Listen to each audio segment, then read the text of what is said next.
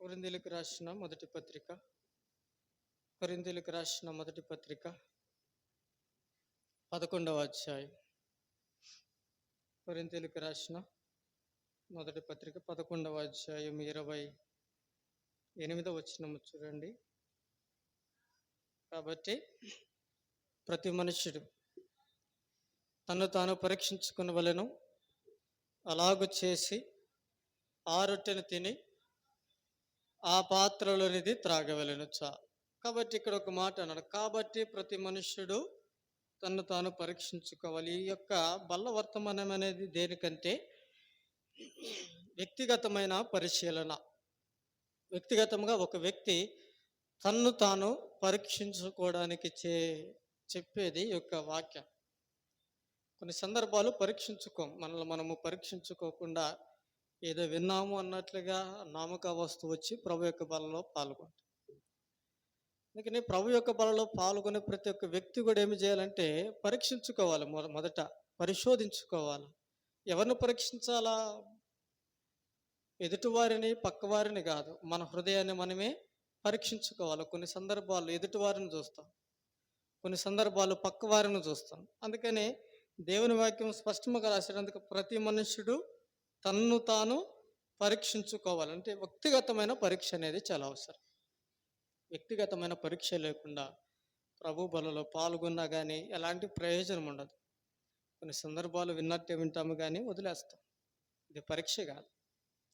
పరీక్ష అంటే దేవుని వాక్యం విన్నదానిని బట్టి ఏ విధంగా నువ్వు సరి చేసుకున్నావు, ఏ విధంగా నువ్వు మార్చబడ్డావు, దేవుని వాక్యము వినక ముందు నువ్వు ఎలాగున్నావు, విన్న తర్వాత నీ జీవితము ఏ విధంగా దేవుడు హెచ్చరించి మాట్లాడినాడు, ఏ విధంగా సరి చేసుకున్నాం అనేది చాలా ప్రాముఖ్యం.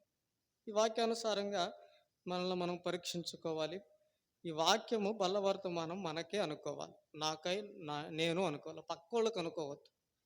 ఇది నాకు కాదులే, పక్క వారికి అని ఏమాత్రము కూడా అనుకోవద్దు. ఇది మనకై మనము పరీక్షించుకునే సమయం. అందుకని మనం చదువుకున్న భాగము ప్రకటన గ్రంథము 2వ అధ్యాయము 10వ వచనములో ఒక మాట ఉంది. ఇదిగో మీరు శోధింపబడినట్లు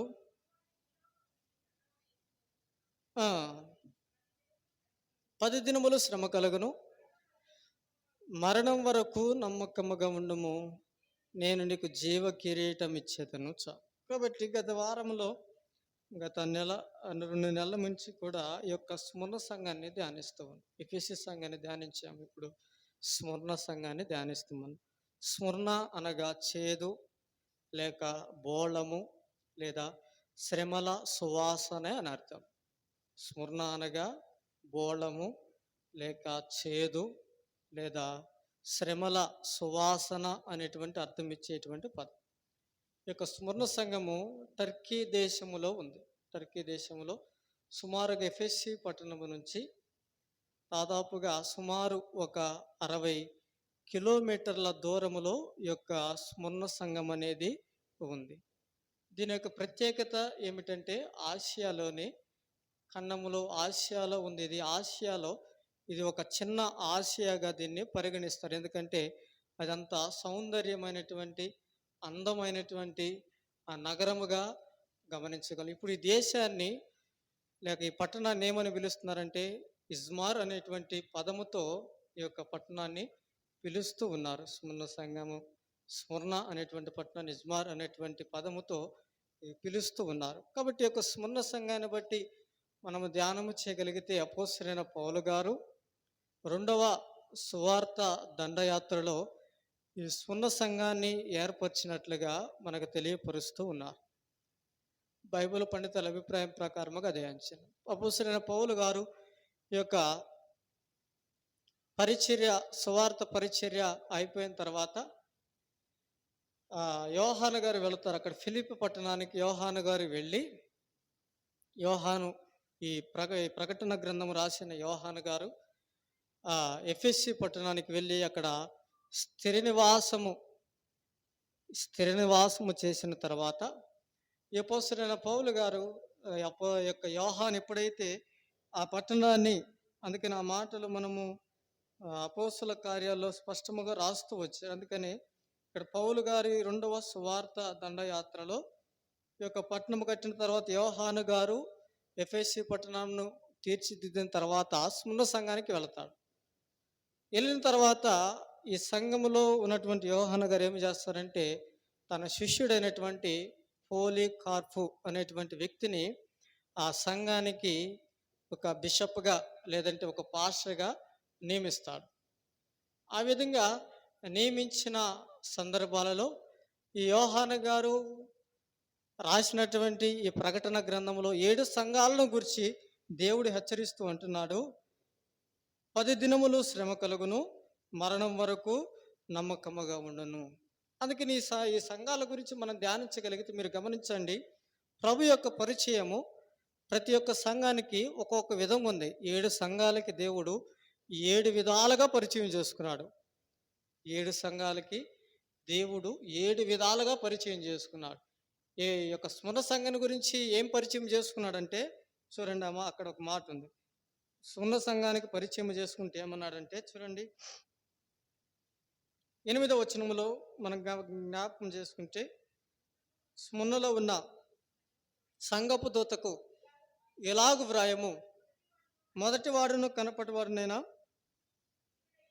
మృతుడై చెప్పు సంగతి లేవనగా చాలు. కాబట్టి ఏమైనా పరిచయం చేసుకున్నాడు, మొదటి వాడను కడపటి వాడను అనేటువంటి పరిచయం. ఈ యొక్క ప్రభు పరిచయం అనేది ఎందుకు ఈ విధంగా పరిచయం చేసుకున్నాడు ఈ స్మరణ సంఘానికి అంటే, ఆ దినాల్లో మొదటి వాడను మీ పితరులతో ఉన్నాను, ఈ దినాల్లో కడపటి వాడను మీతో కూడా నేనున్నా. ఎందుకనంటే స్మరణ సంఘం ఎలాంటిది అంటే, శ్రమను, అక్కడ అన్నాడు శ్రమయు దరిద్రతయు కలిగిన సంఘం. అందుకని ఆ దినాల్లో అంతియోకయ, నికోన్య అనేటువంటి సంఘాలలో చాలా శ్రమలు వచ్చినాయి. ఆ చరిత్ర ఆధారాల ప్రకారముగా ఈ స్మరణ సంఘములు ఏర్పడినప్పుడు అంతియోకయ, నికోన్య అనేటువంటి సంఘాలలో బహుశ్రమలు, మహాశ్రమలు వచ్చినాయి. ఎవరి ద్వారా వచ్చినాయంటే యూదుల ద్వారానే శ్రమలు వచ్చినాయి.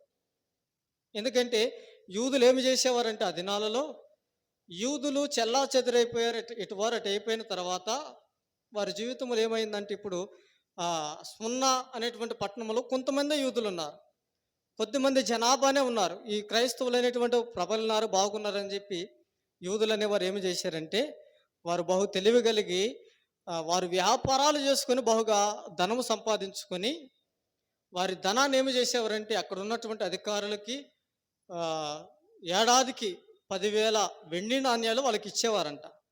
10,000 వెండి నాణ్యాలు వాళ్ళకి ఇచ్చి, ఆ అధికారులు ఏమి చేసుకున్నారంటే వారు గుప్పిట్లో పెట్టుకున్నారు. వారు ఏమి చెబితే అది చేసే విధంగా వారు చేసుకుని ఏమి చేస్తున్నారంటే, ఇప్పుడు ఒక క్రైస్తవులు అంటే స్మరణ సంఘములోని విశ్వాసుల మీదకి శ్రమ పెట్టేట కొరకే పూనుకున్నారు. ఏమంటే, అయ్యా వీరు నరహంతకులు అనేటువంటి అంశాన్ని వారు తీసుకొచ్చారు. ఏమిటా నరహత్య అంటే, ఆ దినాల్లో కూడా స్మరణ సంఘంలో ఏముందంటే, ప్రభు యేసుక్రీస్తు వారు రక్త మాంసాల్లో పాల్గొనేవారు కాబట్టి వీరు యేసుక్రీస్తు అనేటువంటి ఒక వ్యక్తిని చంపి ఆయన రక్తాన్ని, ఆయన మాంసాన్ని తిని త్రాగుతున్నారు కాబట్టి వీరు నరహంతకులయ్యా అనేటువంటి ప్రచురణ చేసి వారికి అనేకమైన శ్రమలు కొని తెచ్చారంట. అందుకనే అక్కడ అన్నాడు, 9వ వచనము చూడండి, అక్కడ ప్రకటన గ్రంథము 9వ వచనం. అయినను నీవు ధనవంతుడివే,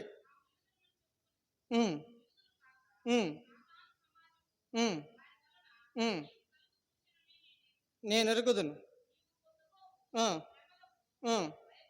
భయపడకము చాలు. కాబట్టి ఏమంటున్నాడు, ఇప్పుడు ఎవరి ద్వారా వచ్చిందంట, యూదులు కాకయే చెప్పుకునేవారంట. నిజమైన యూదులు ఎవరంటే, ఎవరైతే సున్నతి పొంది ఉంటారో వారి నిజమైన యూదులు. కానీ వారు యూదులు అని చెప్పుకుంటారు, కానీ వారిలో ఏమి లేదు, సున్నతి అనగా మారు మనసు అనగా రక్షణ లేనివారు. అలాంటి వారి వల్ల మీకు ఏమొస్తుంది, శ్రమ వచ్చింది స్మరణ సంఘములో. అందుకనే ప్రభు ధైర్యపరుస్తూ అన్నాడు, ఇప్పుడు మీకు దరిద్రత ఉంది, మీరు శ్రమలలో ఉన్నారు కాబట్టి మీరు ఒకనొక దినమని హెచ్చించబడతారు. అందుకని పేతురు రాసిన మొదటి పత్రిక 5వ అధ్యాయం మనకు చాలా పరిచయం కదా. తగిన సమయంలో ప్రభు మిమ్మల్ని హెచ్చించినట్లు ఆయన చేతి కింద ఎలా ఉండాలి? దీన మనస్కులై. అందుకని స్మున సంఘంతో కూడా దేవుడు సెలవిస్తూ, ఇలాంటి శ్రమ, దరిద్రత మీ సంఘములో ఉంది. ఈ దరిద్రతను బట్టి మీరు ఏడ కూడా తొలగిపోకుండా ఏముండాలి? ఇప్పుడు దీనత్వము కలిగి. అందుకని మనలో కూడా దేవుడు కోరేది ఏమిటంటే ఆత్మ సంబంధమైన దీనం. భౌతికంగా మన జీవితంలో ఎలాంటి స్థితిలో ఉన్నాము, ఆత్మీయంగా మన జీవితం ఎలాగుండాలంటే దీనత్వము అనగా తగ్గింపుతో కూడిన జీవితం. కొన్ని సందర్భాలు ఆత్మీయంగా మనము తగ్గించుకోలేం, కొన్ని సందర్భాలు ఆత్మీయంగా ఓర్చుకోలేం, కొన్ని సందర్భాలు వాటిని మనము అన్వయించుకోలేం. ఎప్పుడైతే మన జీవితంలో తగ్గింపు స్వభావం అనేది ఉండదో, ఎప్పుడైతే మన జీవితంలో ఓర్చుకునే స్వభావం అనేది ఉండదో, మన జీవితంలో మనము దీనులము కాదు. ఆ దిన స్మున సంఘంతో దేవుడు సెలవిచ్చాడు. ఆ దినాన ఉన్న దేవుడు ఈ దినాన కూడా మనకున్నాడు. అందుకని ఈ దినాన ఎప్పుడైతే మనం దీనులం అవుతామో స్మున్న సంఘంలో ఎలాంటి తప్పు మోపలేదంట. స్మున్న సంఘం మీద దేవుడు ఎఫెసీ సంఘం మీద తప్పు మోపాడు, కానీ స్మున్న సంఘాన్ని దేవుడు విమర్శించలేదు, ఎలాంటి తప్పు మోపల. ఒకవేళ నీవు నేను కూడా స్మున్న సంఘములో ఉన్న ఆత్మీయమైన దీనత్వము, తగ్గింపు జీవితం అనేది మనలో లేకపోతే మన మీద ఏం మోపుతాడు? దేవుడు తప్పు మోపుతాడు. అందుకని ఇది నాన్న స్మున్న సంఘాన్ని గురించి సెలవిస్తూ అంటున్నాడు. తర్వాత అన్నాడు 9-10 వచనాలు ఇక్కడ, మీ దరిద్రత అనేటువంటి పదం చూడండి అక్కడ. ఏమెరిగాడు అంటే దేవుడు దరిద్రత కూడా ఉంది.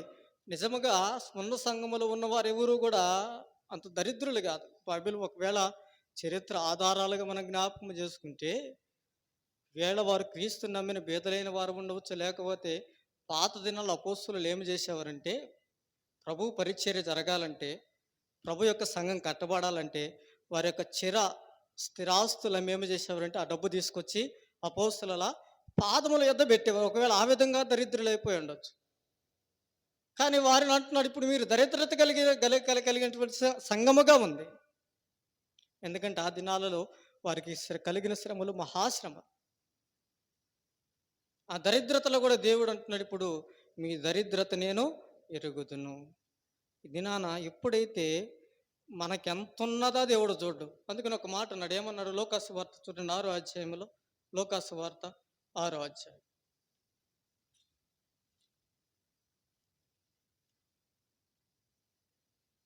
20వ వచనం చూడండి. లోకాసు వార్త 6వ అధ్యాయం 20వ వచనం. అయితే 6వ అధ్యాయము పారచూచి ఇట్లా, నేను బేదలైన మీరు ధనిలు, దేవుని రాజ్యం మీది. ఇప్పుడు ఆకలి కొనుచున్న మీరు ధనిలు, మీరు తృప్తిపరచబడుదురు.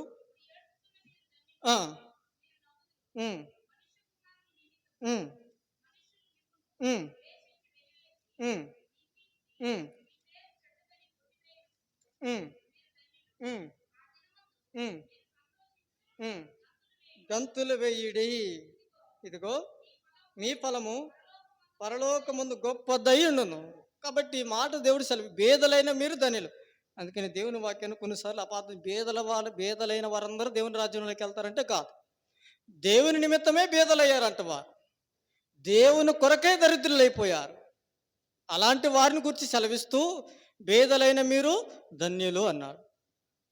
అందుకని ఇదే మాట రాస్తూ భక్తుడైన యాకోబు కూడా 2వ అధ్యాయము, యాకోబు రాసిన పత్రిక 2వ అధ్యాయము 5వ వచనములో కూడా ఈ మాట అన్నాడు. చూడండి, యాకోబు రాసిన పత్రిక 5వ అధ్యాయము 2వ వచనం.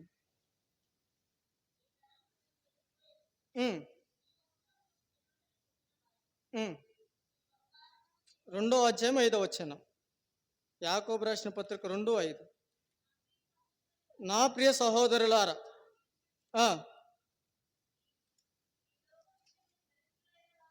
ఈ లోక విషయములో దరిద్రులైన వారిని విశ్వాసమందు ఎలా చేస్తారంట? భాగ్యవంతులు.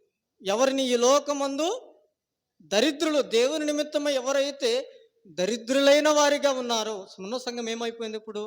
వారు దరిద్రత కలిగిన సంఘం అయిపోయింది. వారు భౌతికమైనటువంటి దరిద్రులుగా ఉన్న వారు ఆత్మానుసారంగా ఎలాంటి వారంట? భాగ్యవంతులు అయిపోయారు. ఆత్మానుసారంగా వారు ధనవంతులయ్యారు. ఆత్మానుసారంగా వారు ఉన్నతమైన స్థానములో ఉన్నారు. ఈ దినాన మనకేమైపోయిందంటే భౌతికమైనటువంటి ధనం ఉంది కానీ ఆత్మానుసారంగా దరిద్రతలో ఉన్నాం. ఆత్మీయమైనటువంటి దరిద్రత మనం కలిగి ఉన్నాం. అందుకనే భౌతికంగా ధనము, సంపద కలిగి ఉన్నాం. ఎప్పుడైతే భౌతికంగా ధనము కలిగి ఉండట తప్పు కాదు కానీ ఆత్మానుసారమైనటువంటి ధనము కూడా అంతే ఉండాలి. ఆత్మీయతలో తగ్గిపోయి ఆత్మీయమైనటువంటి దరిద్రత కలిగి భౌతికంగా నువ్వు ఎంత ధనం ఉన్నా కానీ ప్రయోజనమేమీ లేదు. ఆత్మీయమైనటువంటి ధనము కలిగి భౌతికమైన దరిద్రత నువ్వు అనుభవించినా కానీ అది ఆశీర్వాదం. అందుకని ఎఫెసీ యొక్క స్మరణ సంఘం ఏమంటుంది? ఇప్పుడు వారు అంటున్నారు, ఇప్పుడు ప్రభువైన యేసుక్రీస్తు వారు ఏమంటున్నాడు? నీ శ్రమను దరిద్రతను నేనెరుగుదును. కాబట్టి ప్రభువైన యేసుక్రీస్తు వారు ఆ స్మరణ సంఘములో ఉన్న దరిద్రతను చూసినాడు. ఈ దినాన ప్రభు నీ నా దరిద్రతను కూడా చూడుట కొరకే సమర్థుడు. ప్రతి ఒక్క వ్యక్తి గమనించుకోవాలా. మనల్ని ఎవరు చూడకపోయినా ప్రభువు మన స్థితి ఏమిటో ప్రభువుకు తెలుసు. ప్రభు మనకు పరిస్థితిని ఆత్మానుసారముగా ధనవంతుడువా, భౌతికంగా ధనవంతుడువా, ఆత్మానుసారంగా దరిద్రుడువా, భౌతికంగా దరిద్రుడువా, దేవుడు సమస్తము కూడా చూస్తాడు. ఈ దినాన భౌతికంగా దేవుడు అన్ని సమకూర్చిన తర్వాత, మంచి ఉద్యోగం ఇచ్చిన తర్వాత, మంచి ఇల్లు ఇచ్చిన తర్వాత, మంచి పని అనుగ్రహించిన తర్వాత దేవుని సన్నిధికి రావాలంటే సమయం లేదనేటువంటి ఆందోళనలో ఉన్నాం. సమాధానం ఏమైపోతున్నాడు? ఒకనొకప్పుడు దేవా నాకు చేసుకోవడానికి పని లేదు, నాకు ఉద్యోగం లేదు, నేను చాలా కష్టపడుతున్నాను. దేవుని యొద్ద కన్నీరు కార్చి ప్రార్థించాం. అదే కన్నీరు ఉద్యోగం వచ్చి ఒక స్థానంలోకి వచ్చిన తర్వాత, అదే కన్నీరు ఒక పని దొరికిన తర్వాత, నీ ఒక మంచి స్థాయిలో ఉన్న తర్వాత ఏమైపోయింది? అందుకని స్మరణ సంఘం లాగలేదు. వారు మొదటిగా ఏదైతే విశ్వాసం ఉందో, వారి జీవితంలో ఎలాంటి దరిద్రత కలిగి ఉన్నారో, భౌతికంగా వారు ఆత్మానుసారమైన అనుభవంలో హెచ్చింపబడుతూ ఉన్నారు కానీ తగ్గింపులోనికి రాలా. మనం భౌతికంగా హెచ్చించబడుతున్నామో ఆత్మానుసారంగా తగ్గిపోతున్నాం, చల్లారిపోయిన స్థితిలో ఉంటున్నాం. అందుకని ఈ దినాన మనం ఏమి నేర్చుకోవాలంటే, దేవుని యొద్ద అడిగి పొందుకున్నావు, తిరిగి తీసుకోకముందే దేవుని యొద్ద పశ్చాత్తాపడు. అందుకని ఒక మాట అంటారు, ప్రసంగి గ్రంథము ఏ దినాలు రాకముందు పరీక్షించుకోవాలంట. చూడండి, ప్రసంగి గ్రంథం 12వ అధ్యాయం మొదటి 2 వచనాలు చూడండి. దుర్దినములు రాకముందే, ఇప్పుడు వీటి యందు నాకు సంతోషము లేదని నీవు చెప్పు సంవత్సరములు రాకముందే.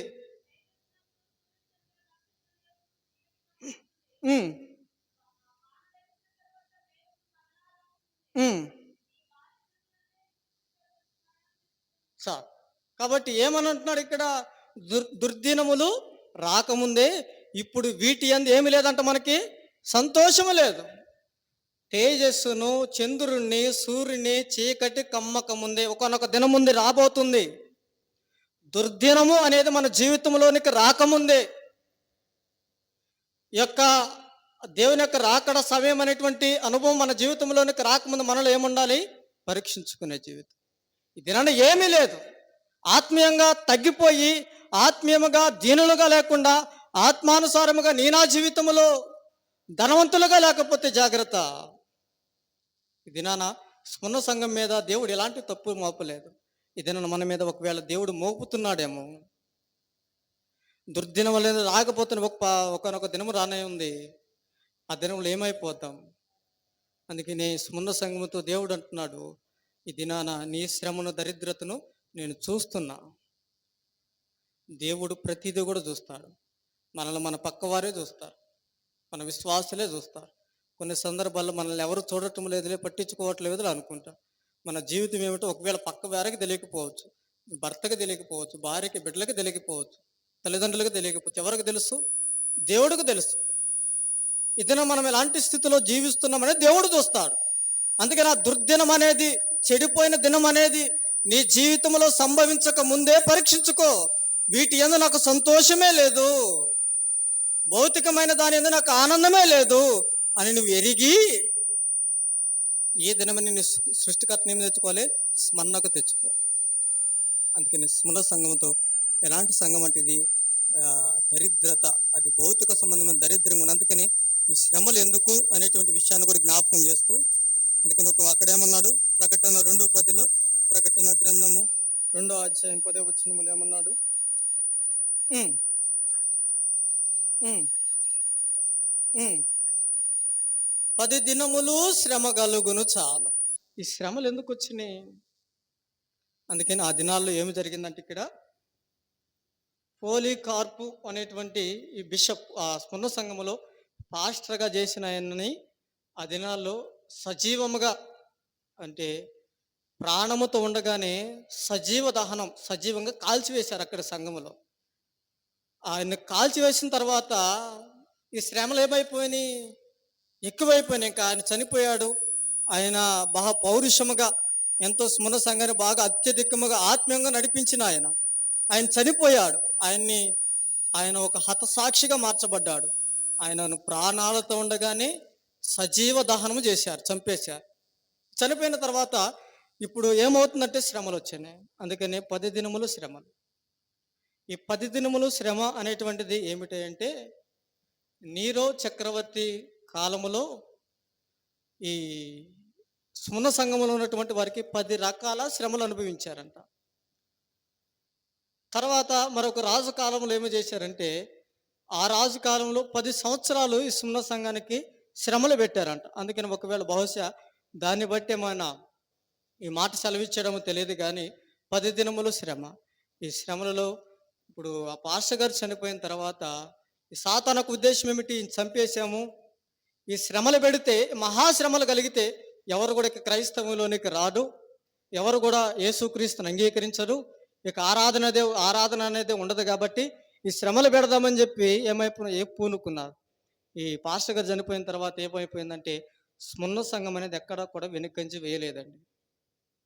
ఆ పాస్టర్ గారు చనిపోయిన, బిషప్ చనిపోయిన, ఆ పోలీకార్ప్ అనేటువంటి ఆయన చనిపోయిన తర్వాత ఆయన యుద్ధం నేర్చుకున్న విశ్వాసులు ఉన్నారు, ఆయన వాక్యం విని బలపడిన వారు ఉన్నారు. వారు ఏమి చేశారు? సంఘమును ఇక పరిచర్య ఆగిపోకుండా వారి తర్వాతకి మేము దేవుని కొరకైనా చనిపోవడానికైనా సిద్ధమే. మా బిషప్ గారు చనిపోయారు, ఆయన మాకు నేర్పిన మార్గం ఏమిటంటే శ్రమలు ఉన్నాయని బోధించాడు. ఇప్పుడు ఆ శ్రమలు మాకు వచ్చినా కానీ ఇప్పుడు మేమే అలాంటి వారమంటే మేము చనిపోవడానికైనా మేము సిద్ధంగానే ఉన్నాం. అందుకని స్మరణ సంఘంలో ఉన్న విశ్వాసులు ఎలాగున్నారంటే, ఇప్పుడు ఆయన చనిపోయిన, ఆయన చెప్పిన వాక్యము, ఆయన చెప్పిన మాటలు నెమరు వేసుకొని ప్రభు కొరకై చనిపోవడానికైనా సిద్ధంగా ఉన్నారు. కొన్ని సందర్భాల్లో మనం ఏమవుతామంటే, పలానా వ్యక్తి ఉంటే అలాగుండేది, కానీ ఆత్మీయ జీవితం ఎలాగుంది, ఆయన నేర్పిన వాక్యం ఎలాగుంది అది చూడం. ఆత్మానుసారంగా ఒక వ్యక్తి, ఒక నాయకుడు, లేకపోతే ఒక పాస్టర్గా, ఒక సేవకునిగా ఉన్న వారు నీకు సెలవు వచ్చిన తర్వాత నువ్వు భౌతికంగా ఎలాగున్నావు అనేది కాదు, ఆత్మానుసారంగా నువ్వు ఎలాగ అభివృద్ధి పొంది అది దేవుడికి కావాలా. స్మరణ సంఘం ఎలాగుంది? ఆత్మానుసారంగా వర్ధిల్లింది. నా పాస్టర్ గారు చనిపోయాక నాకెందుకు, నన్ను కూడా చంపేస్తారని వదిలి వెళ్ళాలా. కొన్ని సందర్భాలలో శ్రమలు కలిగినాయి అంటే చాలు వదిలి వెళతాం, పారిపోతాం అంతే. ఇది నాన్న స్మరణ సంఘం వల్ల మనకేమన్నా శ్రమలలో, మరణములో కూడా నమ్మకత్వం. అందుకని స్మరణ సంఘములో దేవుడు అంటే 10 దినముల శ్రమ, నేను నీకు ఆ దినాన ఉన్నా ఈ దినాన కూడా నీకు తోడై ఉంటా. ఈ దినాన ఎంతమంది వచ్చి వెళ్ళినా సియోనులో ఉన్న ప్రతి ఒక్కరు కూడా దేవుని వాక్యానుసారముగా అలాంటి పట్టింపు అనేది చాలా అవసరం. దేవుని సంఘం పట్ల నువ్వు ఎలాగున్నావు? స్మరణ సంఘం పట్ల వారు చావడానికనే సిద్ధంగా ఉన్నారు విశ్వాసులు. ఇది నన్ను సియోను సంఘం పట్ల నీ సమర్పణ ఏమిటి?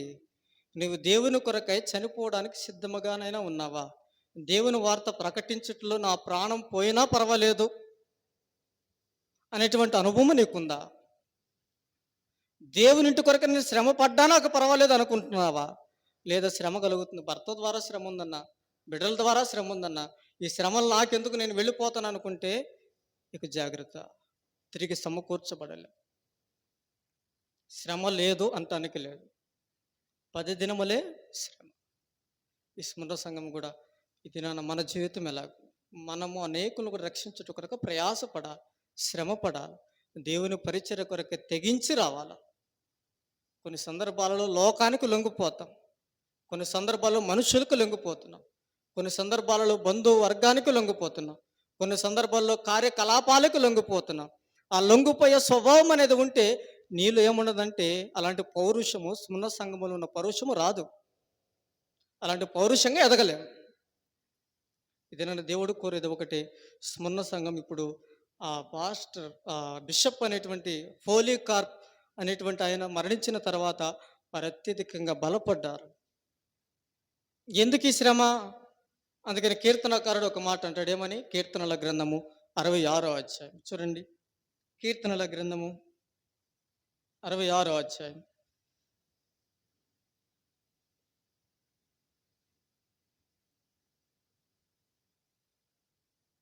10వ వచనం చూడండి. దేవా ఉమ్, ఉమ్, ఉమ్, ఉమ్, ఉమ్, ఉమ్.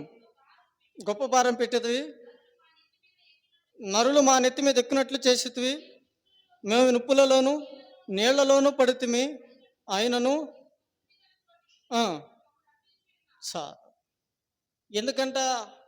దేవా నువ్వు మమ్మల్ని ఏమి చేసావంటే అక్కడ అన్నాడు, దేవా నీవు మమ్మను పరిశీలించావు.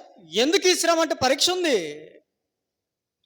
ఈ పరిశీలన మనల్ని ఏమి చేయాలంటే నిర్మలము. ఇంకా స్పష్టంగా రాయాలంటే పేతురు రాసిన మొదటి పత్రికలో ఇంకా స్పష్టంగా రాశాడు. ఏమని? పేతురు రాసిన మొదటి పత్రిక 7వ వచనం, మొదటి అధ్యాయం 7వ వచనం. మొదటి పేతురు పత్రిక మొదటి అధ్యాయం 7వ వచనం.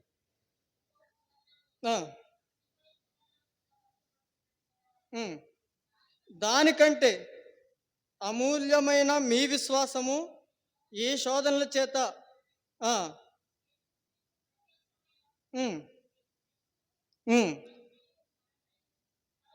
కలుగుటకు కారణమగును. చాలు. ఏమంటున్నాడు ఇప్పుడు?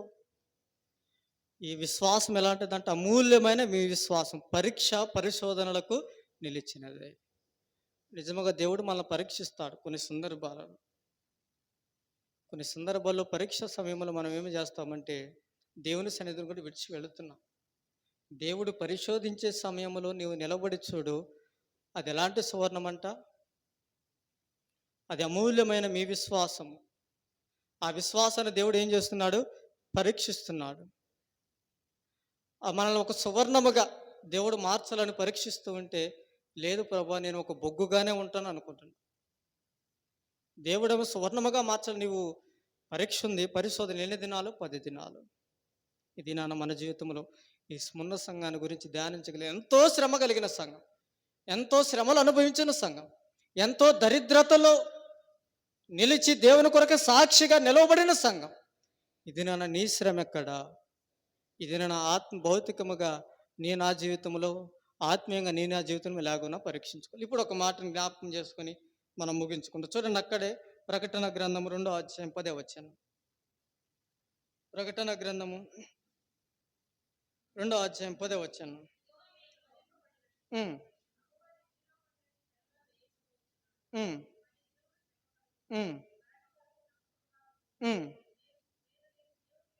నేను నీకు జీవ కిరీటం ఇచ్చేదను. చాలు.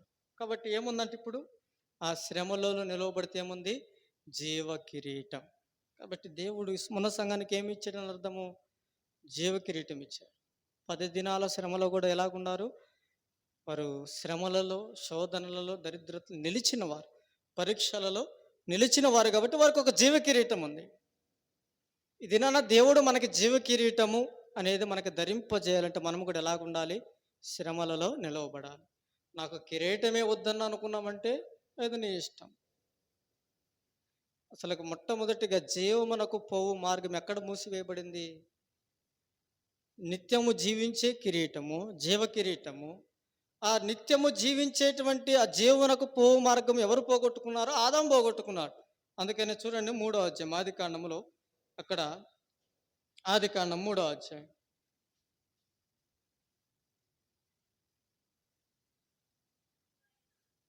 24వ వచనం. 3వ అధ్యాయం 24వ వచనం.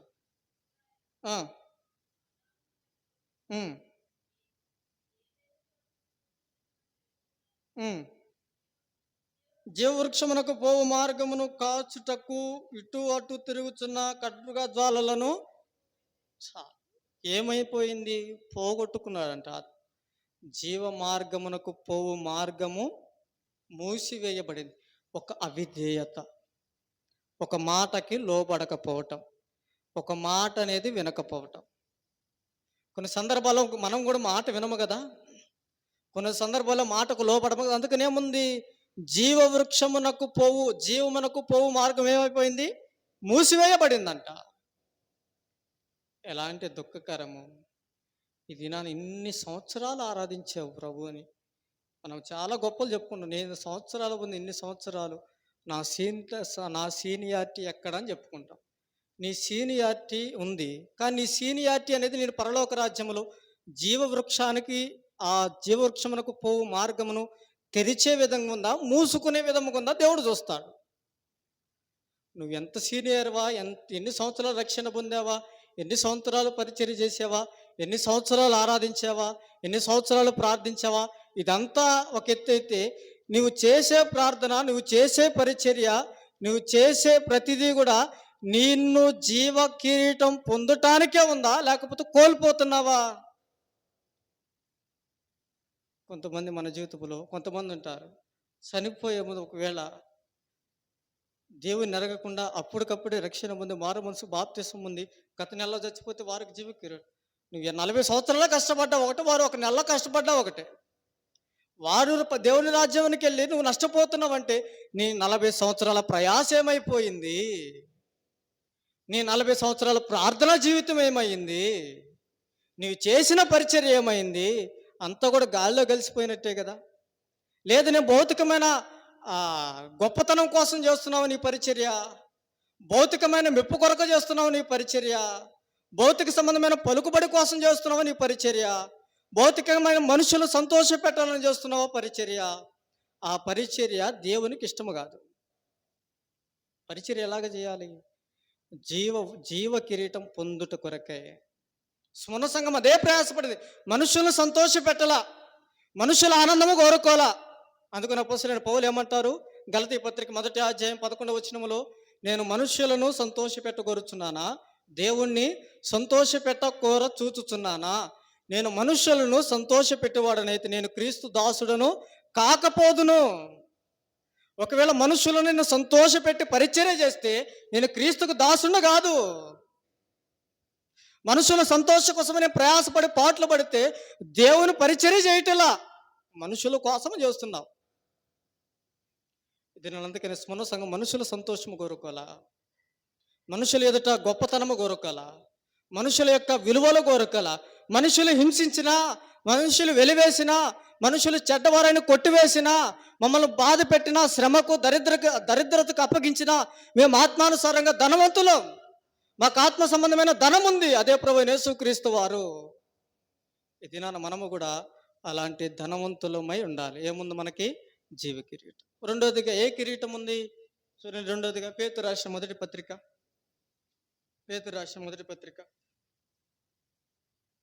5వ అధ్యాయం.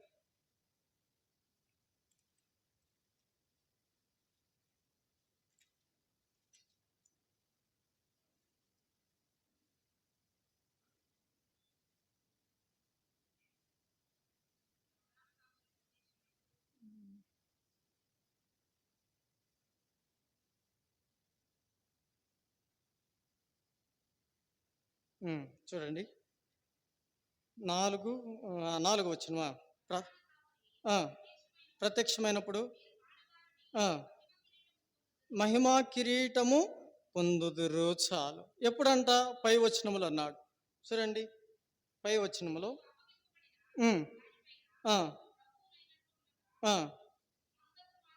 మందకు మాదిరులుగా ఉండేది. అంత మాత్రమే కాకుండా 2వ వచనములో, బలిమి చేత కాక దేవుని చిత్త ప్రకారము ఇష్టపూర్వకముగాను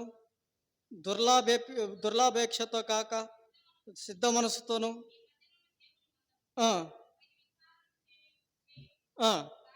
చాలు.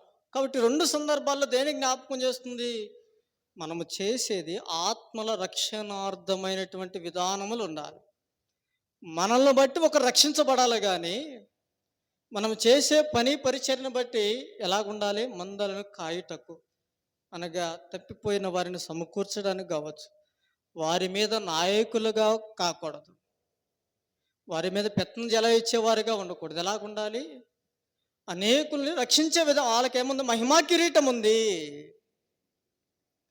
దినాన మన జీవితంలో మహిమా కిరీటం అంటే దేవుని ఎదుట నీవు నేను కూడా ఒక మహిమ గల పాత్రలుగా నిలవబెడతాం. అలాంటి మహిమా కిరీటం పొందుకొని నీవు నేను కూడా ఎలాగుండాలి పరిచర్య? అనేకుల రక్షణార్థమైన పరిచర్య. ఒక నాయకత్వము, ఒక పెత్తనందారులుగా ఉండకూడదు. ఎలాగుండాలి? వారితో సహపౌరులమై జీవించాలి. వారితో సహానుభావులమై జీవించాలి. అలాంటి వారికి ఏముందంటే మహిమా కిరీటం. ఇది మహిమ. మూడవదిగా ఏ కిరీటం ఉందన్నాడు చూడండి. ఆ, ఇదే రెండో తిమోతి పత్రిక 4వ అధ్యాయం. 2 తిమోతి పత్రిక 4వ అధ్యాయము చూడండి. 8వ వచనము చూడండి. ఇక మీదట ఆ, ఉమ్, ఉమ్, ఉమ్, ఉమ్, ఉమ్, ఆ, ఉమ్, ఉమ్, ఉమ్. పై వచనం చూడండి. పై వచనం, మంచి పోరాటము మంచి పోరాటం పోరాడి తిని నా పరుగు ఆ, విశ్వాసము కాపాడుకుంటుని ఇక మీదట నా కొరకు చాలు. ఏముందంటున్నాడు ఇప్పుడు? నీతి కిరీటం. ఎప్పుడన్నాడు నీతి కిరీటము? మంచి పోరాటము పోరాడి తిని నా పరుగు కడమట్టించి తిని, తర్వాత అన్నాడు విశ్వాసము కాపాడుకుంటుని. ఈ మూడు విషయాలు అర్థం. మంచి పోరాటంలో గెలవాలి. రెండవదిగా దేవుడు మనకు అప్పగిచ్చిన పని పరిచర్య అంతవరకు కూడా చెయ్యాలి. అందుకని నా పరుగు కడముట్టించందగా దేవుడు నాకు అప్పగిచ్చిన పరిచర్యను నేను ముగించా. మూడవదిగా ఏముంది? విశ్వాసం అనేది కాపాడుకోవాలి. ఈ మూడు లేకపోతే మనకేమీ లేదని అర్థము. నీతి కిరీటం అనేది లేదు. నీతి కిరీటం అనాలంటే మంచి పోరాటంలో కూడా మంచి పోరాటం. అనేకమైన పోరాటాల్లో కూడా నువ్వు మంచిగా పోరాడాలి. రెండవదిగా మన జీవితంలో మనకు అప్పగించిన పని పరిచర్య. దేవుడు ప్రతి ఒక్కరికి తన తలాంతును బట్టి ఒక పరిచర్య ఇస్తాడు. అది 2 కొరింథీ పత్రికలో మనం చూడగలం. ప్రతి ఒక్కరికి వాని యొక్క తలాంతు, జ్ఞానాన్ని బట్టి, వాని యొక్క సామర్థ్యాన్ని బట్టి ఒక తలాంతు ఉంటుంది. ఆ తలాంతుని బట్టి దేవుడు నీకేం అప్పగించాడు పరిచర్య? అపోస్తలుడైన పౌలు గారు తలాంతుని బట్టి తనకు అప్పగించిన పరిచర్య సువార్త, అనేక ఆత్మల రక్షణార్థమైన భారం. ఈ దినాన దేవుడు నిన్ను ప్రేమించి నీకే పరిచర్య అప్పగించాడు. కొంతమంది పరిచర్యని పెద్ద పెద్దగా కోరుకుంటారు. చాపల వేయటం కూడా ఒక పరిచర్య అనుకోవాలి. మందిరం ఓడ్చడమే ఒక పరిచర్య అనుకోవాలి. వంట చేయటమే ఒక పరిచర్య అనుకోవాలి. ఇలాంటి పరిచర్యలో నీకు అప్పగించిన పరిచర్య ఏదో ఆ పరిచర్యలో నమ్మకంగా ఉండు. దేవుడు నీకేది అప్పగించాడో ఆ పనిలో నమ్మకంగా ఉండు. దానిని కడమట్టించు. లేదు నాకు ఇచ్చిన పని వద్దు, పక్క పని కావాలనుకుంటే దాంట్లో కూడా నీవు ఉండలేవు. దేవుడు అప్పగించిన పని ఏదో మనకు తెలుసు. మనకున్న తలాంతు మనకు తెలుసు, ఆ దేవుడికి తెలుసు. ఆ తలాంతు విషయంలో మనమే జాగ్రత్తగా కాపాడుకుంటూ, దేవా ఈ తలాంతించావు, ఈ పరీక్షలు నేను కడముట్టించాలి. కొన్ని సందర్భాల్లో మధ్యలో వదిలేస్తాం పరిచర్యని. కొన్ని సందర్భాల్లో ఆ పనిని మధ్యలో వదిలేసి వెళ్ళిపోతాం. ఆ పరిచర్య దేవుడు నీకు ఇచ్చిన తలాంతు కదా. అపోస్తలుడైన పౌలు గారు ఆ విధంగా మధ్యలో వదిలేసి వెళ్తే ఆయనకి నీతి కిరీటం ఉండేదా? ఒకవేళ దేవుడు నీకు అప్పగించిన పరిచర్య మధ్యలో వదిలేస్తున్నావనంటే, రాకుండా వెళుతున్నావనంటే, ఆ పరిచర్యకు వచ్చే నీతి కిరీటం నీకుందా? ఇది మనం పరీక్షించుకోవాలి. అందుకని స్మరణ సంఘం మీద ఎలాంటి తప్పు లేదు. దేవుడు వారికి ఇచ్చిన పరిచర్యను కూడా నిలవబెట్టుకున్నారు. ఇదేనా మన జీవితంలో మనం ఎలాగున్నాం? ఒక్కసారి మనం పరీక్షించుకుంటే నిజముగా మనకు జీవి కిరీటం ఉందా? మనకు మహిమా కిరీటం అనేది ఉందా? మనకు నీతి కిరీటం ఉంది. ఇంకేం కిరీటాలు ఉన్నాయి చూడండి. ఒక మాట,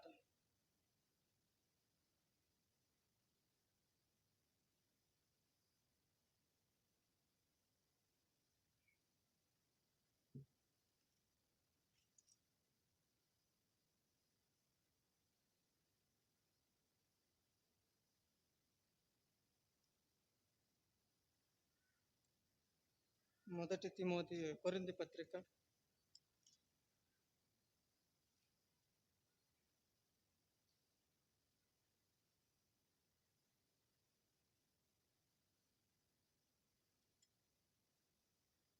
9వ అధ్యాయం 1 కొరింథీ పత్రిక 9వ అధ్యాయం 25వ వచనం చూడండి. మరియు ఉమ్, ఉమ్, మితముగా ఉండును.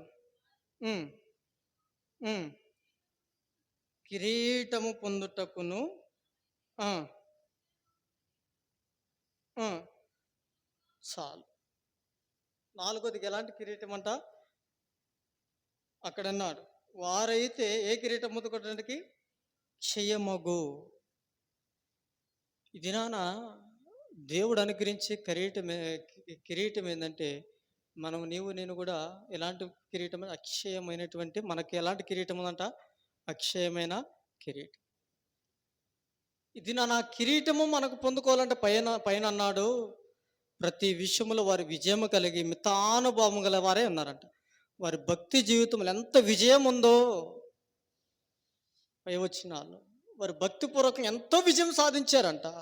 వారి భక్తిలో ఎంతో విజయముగా జీవించిన, అందుకని వారికి ఏముంది, అక్షయమైన కిరీటం. ఇది మన జీవితంలో కూడా భక్తిలో విజయం ఉండాలి. భౌతికంగా వీటిలో విజయం కాదు, నీ భక్తిలో నీకు విజయం ఉందా? ఇటు 4 కిరీటాలు స్వర్ణ సంఘం అనేది పొందుకుంది. ఇది వారి భక్తి జీవితం ఎలాంటిదంటే, వారి భక్తి జీవితం అనేది దేవుని కొరకే మరణించేంత వరకు కూడా వెళ్ళిపోయిందంట. వారి భక్తులు అలాగ మునిగిపోయారు. ఈ 4 కిరీటాలు స్వర్ణ సంఘం పొందుకుంది. ఆ దరిద్రతను అనుభవించింది. భౌతికంగా నువ్వెంత దరిద్రవో, ఆత్మానుసారంగా అంత ధనవంతునిగా ఉంటే అది ఆశీర్వాదం. భౌతికంగా నువ్వెంత ధనం ఉన్నా, ఆత్మీయంగా నువ్వు దరిద్రంగా ఉంటే అంతకి మించిన నష్టము ఇంకొకటి లేదు. ఆత్మీయంగా వర్ధిల్లు. అందుకని అంటారు తిమోతికి రాస్తూ, నా కుమారుడా, నువ్వు అన్ని విషయములలో వర్ధిల్లుచున్న ప్రకారము, ఆత్మలో వర్ధిల్లుచున్న ప్రకారం అన్నాడు. ఆత్మలు ఏముండాలంట, వర్ధిల్లాలి. దినదినము ఆత్మలో, ఆత్మీయ జీవితంలో మనం వర్ధిల్లు అనేది ఉండాలి. ఆత్మీయానుసారంగా నువ్వు రక్షణ పొందినప్పుడు ఎలాంటి విశ్వాసం ఉంది, రక్షణ పొందినప్పుడు ప్రార్థనా జీవితం ఎలాగుంది, రక్షణ పొందినప్పుడు నీ పరిచర్య జీవితం ఎలాగుంది, రక్షణ పొందినప్పుడు నీ యొక్క విశ్వాస జీవితం ఎలాగుంది, రక్షణ పొందినప్పుడు నీ యొక్క సాక్ష్యం ఎలాగుంది, రక్షణ పొందిన తర్వాత నీ యొక్క జీవిత విధానం ఎలాగుంది, రక్షణ పొందిన సంవత్సరాలు గడిచిన తర్వాత నీ విశ్వాసము, నీ ఆత్మీయత, నీ ప్రార్థనా జీవితము, నీ సాక్ష్యము ఎలాగుందో ఒక్క నిమిషం పరీక్షించుకొని చూస్తే నిజముగా ప్రభు యొక్క బలను తాకడానికి పనికొస్తామా? ప్రభు యొక్క బలను ముట్టుకోవడానికైనా అసలు పనికొస్తామంటే పనికిరాము. ఎందుకంటే ఆత్మానుసారంగా వర్ధిల్లు లేదు కదా. ఆత్మానుసారంగా నీవు దిగజారిపోతున్నావు. సంవత్సరాలు గడుస్తున్నాయి కానీ ఆత్మానుసారంగా పడిపోతున్నావు కదా. ఆత్మానుసారంగా పడిపోతే స్వర్ణ సంఘానికి జీవ కిరీటం ఉంది. ఇది నా ఆత్మానుసారంగా పడిపోతే నీకేముంది? ఆ జీవవృక్ష మార్గమునకు మార్గం మనకు మూసేస్తాడంతే దేవుడు అదే కాదు కోరుతుంది. ఇది మన జీవితంలో మనం పరీక్షించుకుందాం. దేవుడు ఇచ్చిన పక్క వారిని చూడొద్దు. అన్న పక్క ఆమె లేకుందన్నా, పక్క వ్యక్తి లేకుండా నేనుంటే తప్పేమిటి? పక్కవాడు నరకానికి వెళ్తాడు, మంటల్లో నువ్వు కూడా వెళ్తావు నరకానికి, కోరుకుంటావా? ఇది పక్క వారిని పరీక్షించొద్దు, పక్కవాడి మాట అసలు పట్టించుకోవద్దు. మన విశ్వాస జీవితం ఏదో మంది.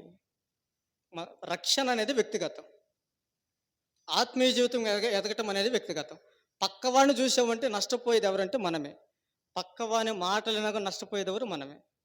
రక్షణ పొందే మన జీవితం ఏమిటో మనకు తెలుసు. స్వర్ణ సంఘము ఇలాంటి శ్రమను, దరిద్రతను కలిగిన సంఘం. కానీ ఇది దేవుడు మన గురించి ఏమని చెప్పగలడు? స్వర్ణ సంఘము వలె మనము కూడా సియోనులో ఉన్న ప్రతి ఒక్క వ్యక్తి, ప్రతి ఒక్క విశ్వాసి స్వర్ణ సంఘం వలె దేవుని కొరకే శ్రమలు అనుభవిస్తారు. దేవుని కొరకే వారు ఆత్మానుసారముగా ధనవంతులైన, భౌతికంగా వారు దరిద్రతను అనుమతిస్తారు. వారు ఎలాంటి స్థితిలో ఉన్నా దేవుని కొరకైనటువంటి వారిగా పనిచేసే వారిగా వారు ఉన్నారు. ఆత్మల రక్షణార్థమై పనిచేసే వ్యక్తులు వారు. దేవుడు చెప్పగలడు ఇది నాన్న. ఒకవేళ చెప్పలేకపోతే జాగ్రత్త పరీక్షించుకో, ఈ కిరీటాలు కోల్పోతావు. జీవ కిరీటము, మహిమా కిరీటము, నీతి కిరీటము, అక్షయమైన కిరీటం, అది వాడబారని కిరీటం. ఈ కిరీటము కావాలంటే మనలో ఏముండాలి? ఉన్న సంఘం ఎలాంటి శ్రమలను ఆ దినాల్లో ఉన్న శ్రమలు గనక మనకుంటే ఒక్కరు కూడా మందిరానికి రారనుకుంటా కదా. ఒక్కరు కూడా మందిరానికి రారు. ఆ దినాల్లో ఉన్న శ్రమలు ఎలాంటివి అంటే వారి కళ్ళ ముందే ఒక సేవకుని పట్టుకొని ఆ పాస్టర్ గారిని పట్టుకొని సజీవంగా బ్రతుకున్నప్పుడే కాల్చేస్తే తిరిగి వాళ్ళు మందిరానికి వచ్చి పరిచర్య జరిగిస్తున్నారంటే అది సంఘం. ఇది నానా తిరిగి అసలుకి ఒక్క చిన్న మాట ఏదైనా గొడవ అవుతుందంటే మందిరంలో దరిదాపులు కూడా మాది కాదు అసలుకి కదా. అది స్వర్ణ సంఘములో ఉన్న లక్షణాలు అది కాదు. సీయోనులో నువ్వు దేవుడు ఏర్పరచుకున్న ఒక సాధనము. దేవుని కొరకే ఎలాంటి శ్రమనైనా పడుట కొరకే కష్టపడు. ఈ లోకములో నువ్వు ఎలాంటి దరిద్రతను అనుభవిస్తావో పరలోకములో దేవుడు నీకు అంతకు మించిన ఆధిక్యత ధనం సంపాదించి పెట్టాడు. అనేకులకు తెలియదు లోకములు వాడు వీడు ఎందుకు దేవుణ్ణి నమ్ముకున్నావు కదా నీ కష్టం ఎందుకు తీరలేదు అనుకుంటా. దేవుని ఎందుకు విశ్వాసం యేసుక్రీస్తు నమ్ముకుంటా అదొచ్చింది ఇదొచ్చింది అనుకుని వెళ్ళావు కదా మరి ఏమి తెరలేదు అనుకుంటారు. కానీ నేను నమ్ముకున్న భౌతికమైన దాని కోసం కాదు కదా. భౌతికంగా నమ్ముకునే వారు అనేకులు ఉన్నారు. భౌతికమైనది తేవడానికి మనుషులు నమ్ముకునే వచ్చింది. కానీ నేను నమ్ముకున్న భౌతికమైన ఆశీర్వాదము కోసము కాదు, భౌతికమైన ధనము కోసము కాదు, భౌతికమైన ఉద్యోగము కోసము కాదు, భౌతికమైన ఆరోగ్యము కోసము కాదు, భౌతికమైన ఇల్లు కోసము కాదు, భౌతికమైన పలుకుబడి కోసము కాదు. ఈ దినాన ఈ లోకం విడిచిన యుగ యుగాలు నిలిచే ధనం ఉంది. ఈ లోకం విడిచిన యుగ యుగాలు నిలిచే నాకు కిరీటం ఉంది. ఆ కిరీటము కొరకై నేను నమ్ముకున్నా. ఇది నా ధైర్యంగా సాక్ష్యం ఇచ్చు చూడు. నీ ద్వారా ఒక్కరైనా రక్షణ పొందకుండా ఉంటారా? వాళ్ళు చెప్పంగా ఏమైపోతాం? నమ్ముకుని ఏముందులేనా అది ఏదో ఊరికి వెళ్తున్నామని చెబుతాం. ఇంత ధైర్యంగా చెప్పలేము. నేను భౌతికమైన దానికోసం కదా నమ్ముకున్న దేవుణ్ణి. భౌతికంగా ఏదో వచ్చిందని నేను నమ్ముకోలేదే. నాకు ఆత్మానుసారంగా నాకు ఒక కిరీటం ఉంది, ఆత్మానుసారంగా నాకు ఒక రాజ్యం ఉందయ్యా. అందుకని నేను దేవుని నమ్ముకున్నాను ధైర్యంగా చెప్పగలిగితే. ఇది నా సియోను వలె దేవుడు స్మున్న సంఘం మీద ఎలాంటి తప్పు మోపలేదు. ఇది నన్ను సియోనులో కూర్చున్న ప్రతి సంఘం అంటే వాళ్ళు అనుకుంటారు. సియోనులో కూర్చున్న ప్రతి ఒక్క వ్యక్తి సియోనులో ఎలాంటి తప్పు లేదని దేవుడి చేతి ఎంత ఆనందం ఉంటుంది. మనుషులు ఏదో అనుకోవచ్చు, మనుషుల మాట పక్కన పెట్టాలి. మనుషులన్న ప్రతిదీ కూడా పట్టించుకుంటే అసలు విశ్వాస జీవితంలో కొనసాగం. మనల్ని మంచివాడన్న నోరే ఏమైపోతుంది? చెడ్డవాడంటుంది. ఇప్పుడే పొగుడు నోరే పక్కకి వెళ్ళామంటే పనికి మాలోడు అంటది. నోటికి అదుపు ఏముండదు. ఆ నోటి మాటలు అసలు పట్టించుకోవద్దు. కాబట్టి మనం ఎవరి దగ్గర ఇప్పుడు సియోనులో దేవుడు ఒక మంచి సాక్ష్యం ఇస్తే దేవుడు ఆ సాక్ష్యాన్ని నిలవబెట్టుట కొరకే సమర్థుడు. ఒకవేళ మనుషులు మన ముందు మంచివారు అంటారు, పక్కకి వెళ్ళామంటారు వాడంత పనికి మాలో లేడంటారు. కానీ దేవుడు మొఖానే చెబుతాడు ఏమని? సియోనులో పరిస్థితి బాగాలేదు, విశ్వాసులు సరిగా లేరు, దేవుడు మొహానే చెబుతాడు. ఇది నాన్న మన జీవితం ఎలా ఉంది పరీక్షించుకుందాం. పక్క వారిని మరొకసారి చెబుతున్నా, పక్క వారిని మాత్రం పట్టించుకున్నావంటే ఆత్మానుసారంగా దిగజారిపోతున్నావు.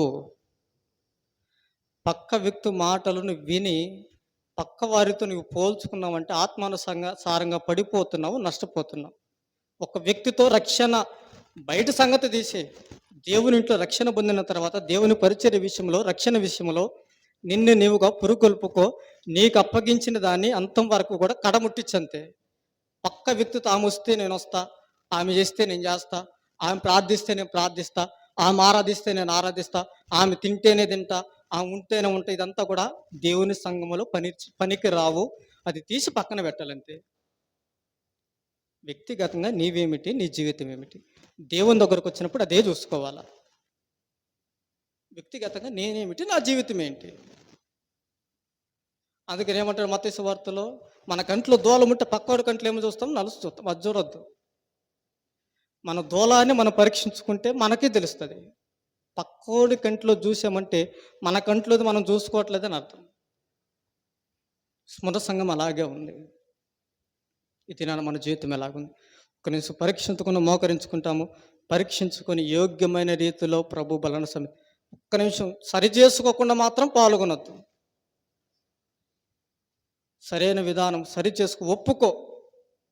ఈ దినమున ఒప్పుకొని పరీక్షించుకొని ప్రభు బలలో నీవు నేను కూడా పాల్గొనబోతులు. మట్టి అనుభవంలో పాల్గొన్నట్టుకై ప్రభు మనకి సహాయము చేయనుగా. మోకాళ్ళ మీదకి వస్తాం. ఒక్క నిమిషం అటు ఇటు ఎవరు కూడా చూడొద్దు, అసలు మాట్లాడుకోవద్దు. ప్రార్థన అయ్యేంత బల్ల విరిచి ప్రార్థన అయ్యేంత వరకు కళ్ళు తెరిచి అటు ఇటు చూచి మాట్లాడొద్దు. ప్రతి ఒక్కరు కళ్ళు మూసుకొని ప్రార్థనలో ఉండండి.